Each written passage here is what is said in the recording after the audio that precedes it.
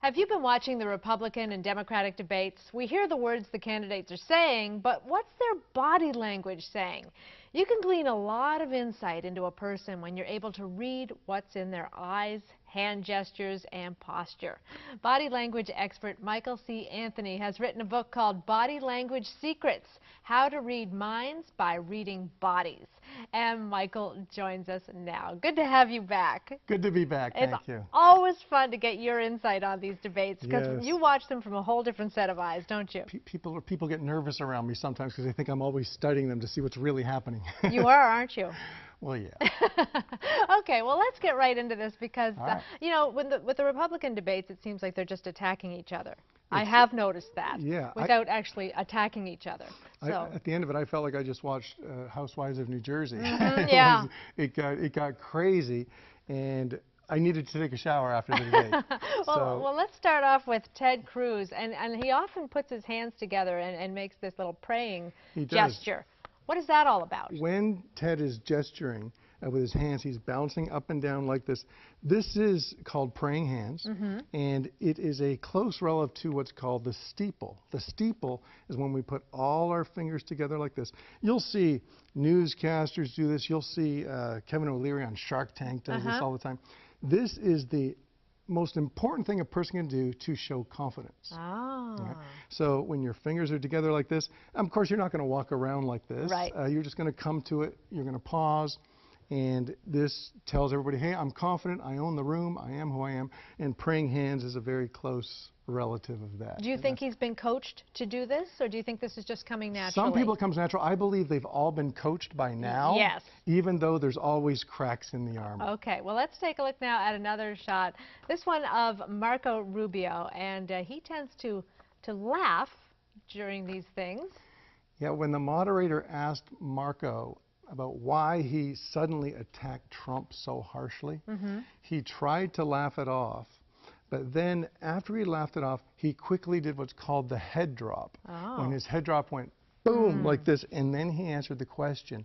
That was a sign of shame, a sign of embarrassment. He had to break eye contact and come up because he had said earlier that I would never attack anybody like that because out of respect for my children. I don't want them to think I'm that kind of person, but either he decided to go there for whatever reason or somebody told him that he needed to go there. Okay. And what he also did was funny. He didn't know he was on camera.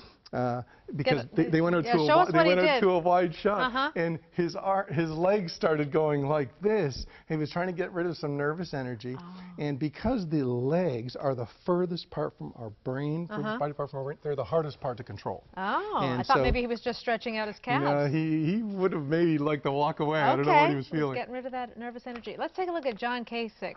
He has a tendency to purse his lips. Yes, he purses his lips quite a bit, and I believe it's because he has some disapproval of what's going on in the whole campaign.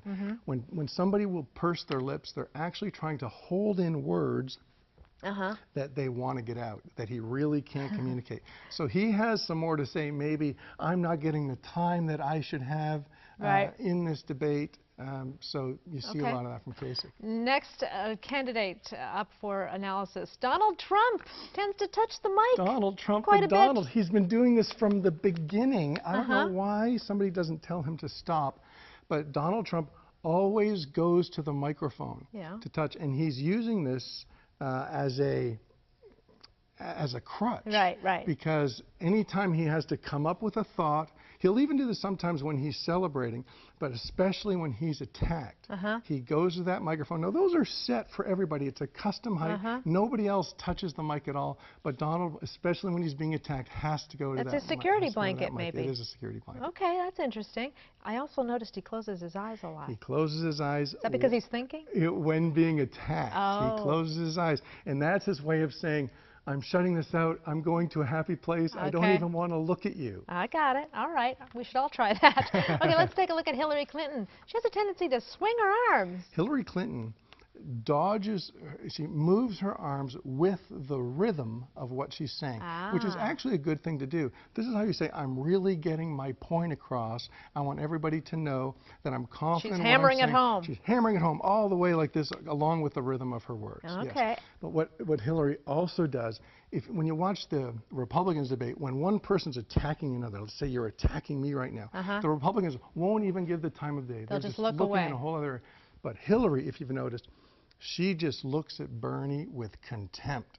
She does not look away. She pierces the eyes a little bit like scared. this, as if to say, "Go away, Bernie, you're bothering me." Look at her. That's like the death stare. That's right. Well, it's the death stare. Oh, okay. Now, Bernie, as you saw in that, he tends to lean on the podium. What's that all about? Bernie leans on the podium.